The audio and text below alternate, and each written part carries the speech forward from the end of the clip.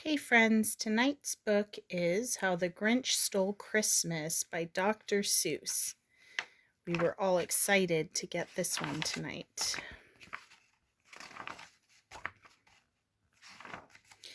Every Who down in Whoville liked Christmas a lot. But the Grinch, who lived just north of Whoville, did not. The Grinch hated Christmas, the whole Christmas season.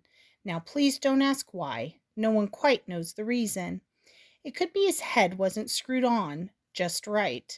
It could be perhaps that his shoes were too tight. But I think that the most likely reason of all may have been that his heart was 2 sizes too small.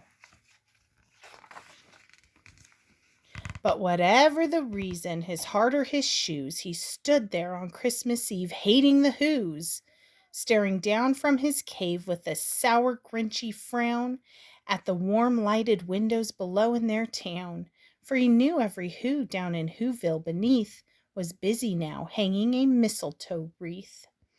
And they're hanging their stockings, he snarled with a sneer. Tomorrow is Christmas, it's practically here. Then he growled with his grinchy fingers nervously drumming, I must find some way to stop Christmas from coming.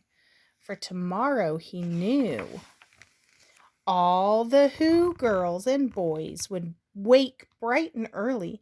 They'd rush for their toys, and then, oh, the noise, noise. That's one thing he hated, the noise.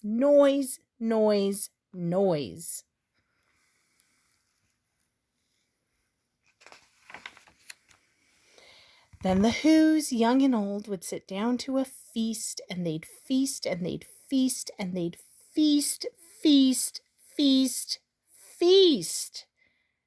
They would feast on Who pudding and rare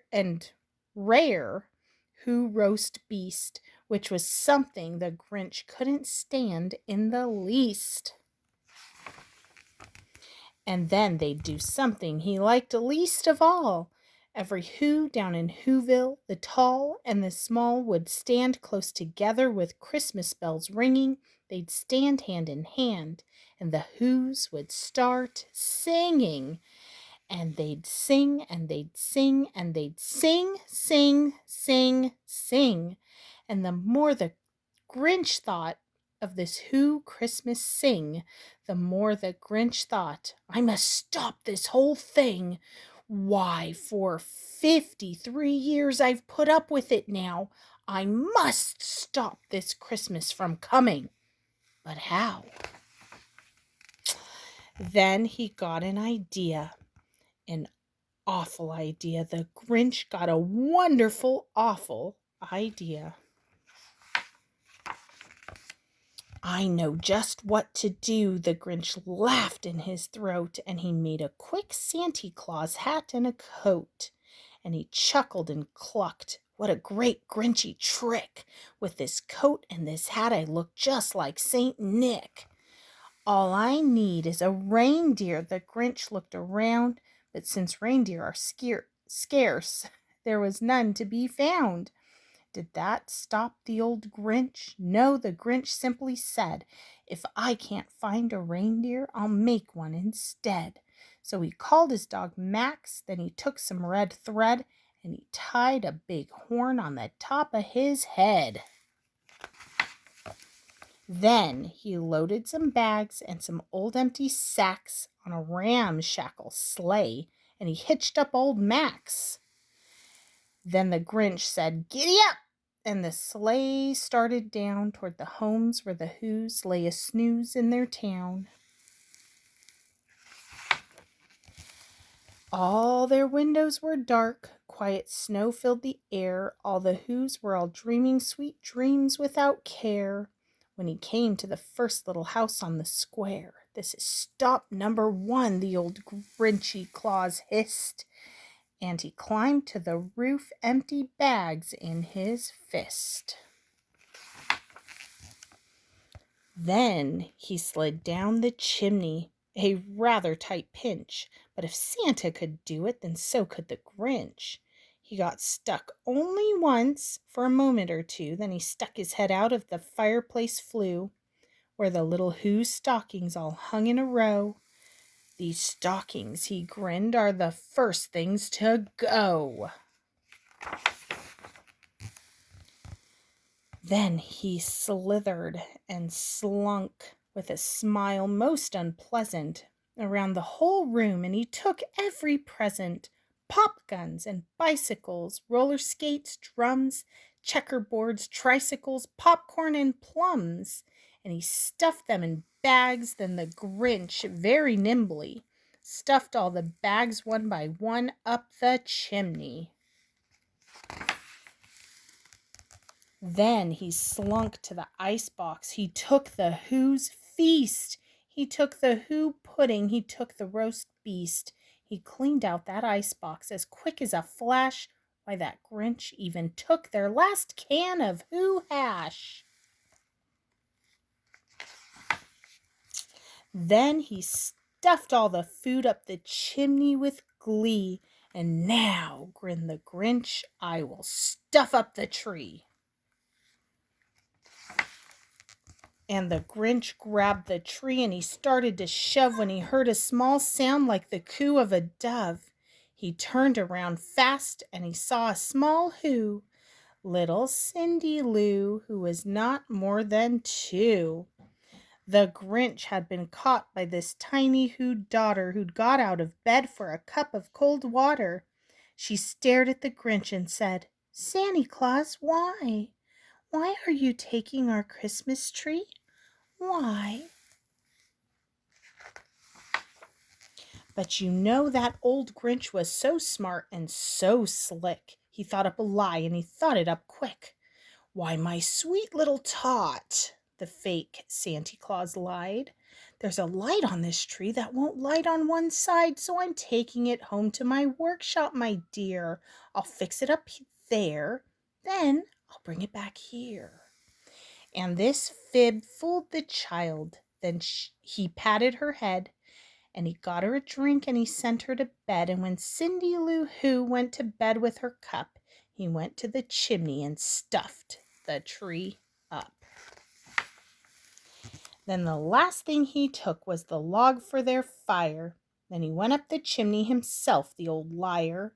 On their walls he left nothing but hooks and some wire, and the one speck of food that he left in the house was a crumb even too small for a mouse. Then he did the same thing with the others Whose houses, leaving crumbs much too small for the other Whose mouses.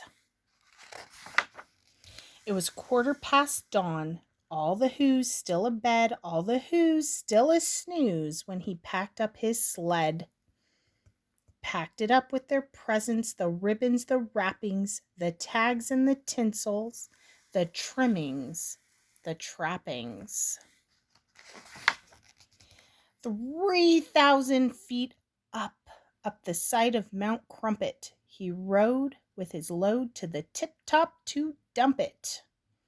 Pooh-pooh to the Whos, he was Grinchishly humming. They'll find out now that no Christmas is coming. They're just waking up, I know just what they'll do. Their mouths will hang open a minute or two. Then the Whos down in Whoville will all cry, "Boo-hoo."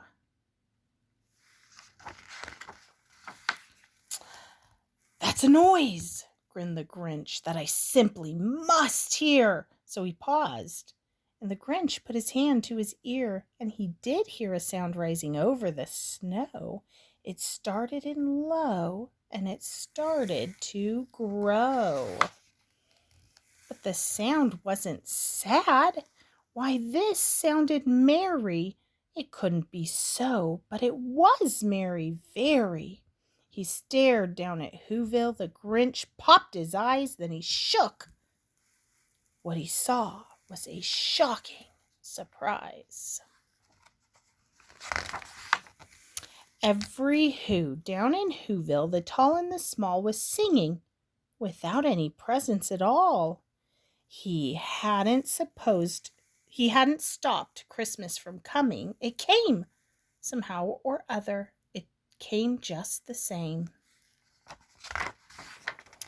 And the Grinch, with his Grinch feet ice cold in the snow, stood puzzling and puzzling. How could it be so? It came without ribbons, it came without tags, it came without packages, boxes, or bags.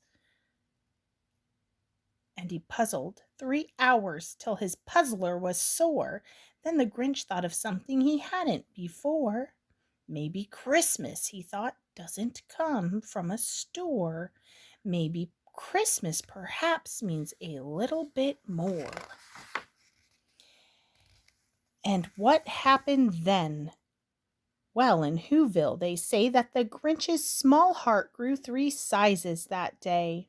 And the minute his heart didn't feel quite so tight, he whizzed with his load through the bright morning light, and he brought back the toys and the food for the feast, and he himself, the Grinch, carved the roast beast. And that's the end of our story tonight. I hope to see you guys tomorrow night too. Bye. Merry Christmas.